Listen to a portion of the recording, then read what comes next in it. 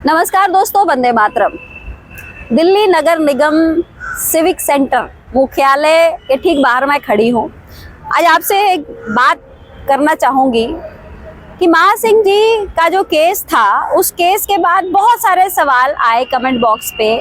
उसमें बहुतों ने ये लिखा कि नेता लोग जो अपनी पीठ थपथपा रहे हैं कि हमने इसका करवा दिया, उसका करवा दिया। हाँ, ये बताइए, एक दिन पहले करवा के कौन सा बहुत बड़ा तीर मार लिया? या फिर ये कर्मचारी अगर पहले पक्का हुआ होता तो वो पक्के की सैलरी लेकर अभी तक बड़े आराम से रह रहा होता। बिल्कुल सही कहा आपने, इसमें कोई दो राय नहीं है कि अगर इस कर्मचारी को पहले अगर पक्का कर दिया गया होता तो पक्के की सैलरी मिली होती। लेकिन कमी सिर्फ यहाँ नहीं है। आपको क्या ये पता नहीं है कि बहुत सारे कर्मचारी जो अभी एमसीडी दावा कर रही है कि लगभग 1200 के करीब उन्होंने कर्मचारियों को पक्का किया, क्या इन 1200 कर्मचारियों को पक्के वाली सैलरी मिलनी शुरू हुई? बहुत सारे जोनों से कंप्लेंट्स आ रहे हैं कि अभी तक नहीं शुरू हुई। 10 महीने हो गए, अभी तक कच्चों वाली सैलरी पे ही ये चल रहा है, क्योंकि पोस्टिंग नहीं हुई। कई बार मैंने ये चेयरमैन साहब के सामने भी ये सवाल रखा। यहाँ पे दो बात है कि इस तरह की जो प्रॉब्लम्स होती हैं कि पक्का कर दिया, पोस्टिंग नहीं की, मतलब पक्की सैलरी नहीं मिल रही, तो इसको लेकर डिपार्टमेंट ने क्या ठोस कदम उठाए? क्या डिपार्टमेंट ने उन सभी पक्के हुए कर्मचारियों को पक्की सैलरी देनी शुरू की? अगर नहीं देनी शुरू तो क्या उसके लिए काम हो रहा है? कब तक होगा? कोई लिमिट है कि भैया राम राज है, जब मर्जी है पक्का कर दो, जब मर्जी है पक्के की सैलरी दे दो? पहला तो ये सवाल। दूसरा सवाल ये कि जो कर्मचारी पक्के होने के लिए तैयार है, जिसकी फाइलें तैयार है, सब कुछ तैयार है, उस कर्मचारी को आखिर क्यों नहीं पक्का किया जाता है? अगर बार बार हेडक्वार्टर ये कहे कि हमारे पास फाइल ही नहीं पहुंचती है जोनों से, तो इसमें उस व्यक्ति को क्यों नहीं पनिश किया जाता है जिसके जरिए फाइल आती है हेडक्वार्टर? क्योंकि सफाई कर्मचारी का काम नहीं है कि वो भैया हाथ में फाइल लिया और फाइल लेकर यहाँ पहुंच गया कि लो जी हमारी फाइल रेडी है, अब इसको आप लगा दो और हमें पक्का कर दो। क्योंकि अगर वो ऐसा करेगा उसकी फाइल एक्सेप्ट ही नहीं की जाएगी। उसको ये कहा जाएगा सिस्टम से आओ। सिस्टम से आओ मतलब वहाँ के जो जोन के जो एसीज होते हैं वो फाइल को आगे बढ़ाते हैं, जिसके जरिए हेडक्वार्टर वो फाइल आती है, जिसके बाद उनको पक्का किया जाता है। तो जहां कमी है, अगर जोन से फाइल टाइम से नहीं आ रही है, क्योंकि ये जो कहते हैं कि फाइलें नहीं पहुंचती हैं, लिस्ट नहीं है, तो ये नहीं है तो वो नहीं है, सवाल यहाँ ये उठता है कि जो सैलरी बनती है सफाई कर्मचारियों की, वो सैलरी तो हेडक्वार्टर से ही बनती है।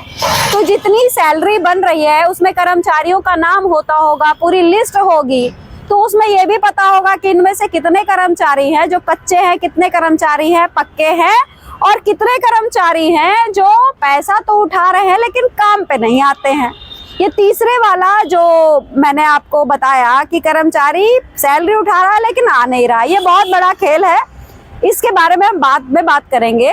लेकिन फिर हम वही आते हैं कि अगर वो लिस्ट आ रही है कर्मचारियों की और ये भी जानकारी है कि इनमें से इतने कर्मचारी पक्के नहीं हैं, तो उनकी फाइल भिजवाने का जिसकी जिम्मेदारी है, जिस अधिकारी की जिम्मेदारी है, अगर वो टाइम से नहीं भेजता है तो उसके ऊपर क्या कोई पेनल्टी लगाई जाती है? क्या उस अधिकारी को पनिश किया जा रहा है? क्या ये सारी बात क्या कमिश्नर साहब को नहीं पता है?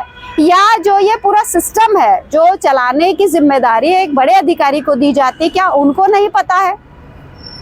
तो ये महासिंह को जब पक्का किया गया तो उस वक्त ये भी बात आई कि महासिंह सिर्फ एक व्यक्ति नहीं है जो पक्के नहीं, जो कच्चे रिटायर होने वाले, क्योंकि उनका तो एक दिन पहले ही वो पक्के हुए थे। तो ये ऐसा केस ऐसा नहीं है कि सिर्फ महासिंह जी का है, ऐसे तमाम केस हैं। कोई 2 महीने बाद रिटायर होने वाला है, कोई 4 महीने बाद रिटायर होने वाला है, और बार बार ये दावा करना कि एक भी कर्मचारी कच्चा रिटायर नहीं होगा, ये दावा ही बिल्कुल गलत है। या तो ये बोले ना, और अगर बोला गया है तो उसको पूरा क्यों नहीं किया जा रहा है? तो ये दो बड़े गंभीर बात है वो मैं आपके सामने रख रही हूँ। अगर मेरी बात से सहमत हैं तो आप ज़रूर बताइएगा। और एक बात और मैं कहना चाहूँगी कि दिल्ली वाले जितने लोग हैं जो मेरे साथ जुड़े हैं, अब आपकी समस्या जो है सिर्फ आपकी नहीं रही, आपकी समस्या को पूरा भारत सुन रहा है और आपके सपोर्ट में पूरा भारत खड़ा है। क्योंकि बजाते रहो भारत न्यूज़ के व्यूअर सिर्फ दिल्ली के नहीं हैं, ये पूरे ऑल ओवर इंडिया से लोग जुड़ रहे हैं। कल जैसे कि एक गुजराती भाई मयूर भाई की मैंने आपको बात बताई कि किस तरीके से वो भाई परेशान है। उन लोगों को सिर्फ 11,000 तनख्वाह दी जाती है, उनकी छुट्टी नहीं है। अगर छुट्टी में कोई प्रेग्नेंट लेडी अगर काम कर रही है, अगर वो छुट्टी लेती है तो उसको तनख्वाह नहीं दी जाती है। तो वहीं जो पक्के हैं उनको 60,000 मिलती है। तो इस तरह के केसेस सिर्फ दिल्ली के नगर निगम में नहीं है, ये बाकी जगह भी है। आज हमारे पास चंडीगढ़ से एक नरेश भाई का भी फोन आया, उन्होंने भी यही बताया कि यहाँ भी इसी तरीके से शोषण है। तो आप सोचिए, कमाल की बात है कि सरकारें जो है दावा तो खूब करती हैं कि हमारे यहाँ पर कर्मचारी बहुत खुश हैं, तो बहुत तरह की बातें होती है, लेकिन वास्तविकता क्या है अब सब सामने आ रही है। अभी हमने आपको गुजरात के केस के बारे में बताया, अभी मैं धीरे धीरे और राज्यों के बारे में बताऊंगी। तो आपसे बस सहयोग चाहती हूँ कि आइए सब मिलकर हम उन सभी जो मजबूर लोग हैं, मजबूर जो कर्मचारी हैं, जो एम्प्लॉयज़ हैं, जो देश के लिए अपना खून पसीना बहाते हैं और उसके एवज में चाहते हैं कि उनको टाइम टू टाइम सैलरी मिले, बढ़ के मिले, इतनी मिले कि वो खुद जो काम कर रहे हैं उनको उनका मेहनताना से वो सेटिस्फाइड हो, घर परिवार चल सके, कम से कम इतना तो उनका हक है। तो इसमें मैं चाहती हूँ कि आप भी सामने आइए बढ़ के, और कुछ ऐसे सोशल वर्कर हैं जिनको भी मैं आह्वान करती हूँ कि आइए हमारे साथ जुड़िए, ऐसे लोगों को इकट्ठा करिए ताकि हम इनकी आवाज़ बन सके। हम इनके लिए कुछ करना चाहते हैं ताकि गरीबों से हम कुछ एक्सपेक्ट तो नहीं करेंगे, लेकिन हाँ ये ज़रूर एक्सपेक्ट करेंगे कि जब इनकी आंखों में खुशी आएगी हमारी वजह से, तो ये हमारे लिए दुआ ज़रूर करेंगे, और गरीबों की दुआ खूब लगती है। तो इसी के साथ मैं आप सभी से कहूँगी कि प्लीज़ सपोर्ट मी, इस चैनल को आप जितना ज़्यादा शेयर करें।